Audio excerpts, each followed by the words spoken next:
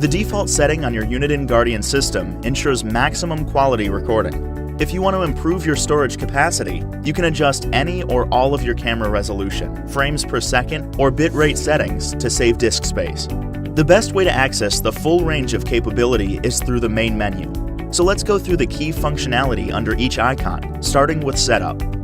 When your system comes up after you finish the Setup wizard, you'll see a grid with various camera shots on them. Right-click the mouse and a variety of options will come up. We're going to scroll down to the main menu and then click on the Setup icon, and we're going to start with Basic. The first line in Basic asks for system type.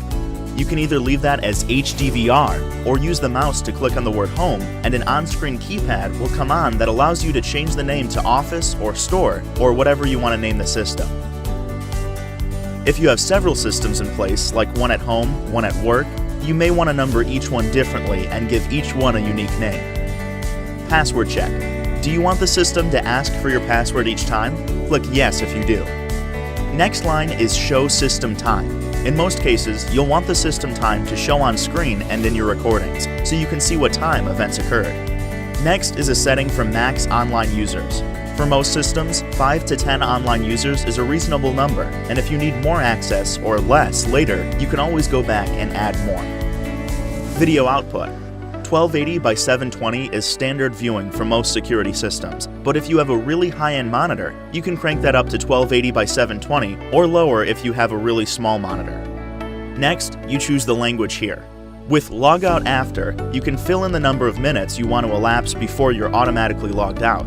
I usually just leave mine on Never so I can log out whenever I'm ready. And you'll probably always want your Setup wizard to be active in case you ever need to reset up your system. Down at the bottom, you can default back to your previous settings or apply the new ones. Next, we go to Date and Time. It's really important to set the date and time because if you want to retrieve any videos of unexpected events, you're probably going to want to search by date and time so you don't scroll through weeks worth of footage. Default settings will be GMT 6, which is Central Standard Time. This next line is the date format, and that automatically defaults to a month, day, year. Time format. You can choose 12-hour AM/PM format or opt for 24-hour military time. On the time zone, there is an adjustment off Greenwich Mean Time. You can just skip this and set the time manually below, or you can figure out a time offset if you really want to. For setting the date, just click that little calendar right there and choose the current date. The times can be set manually by clicking and getting these little keyboards. Daylight Savings Time. If the area you live in utilizes Daylight Savings Time, you can enable DST and adjust the start and stop time.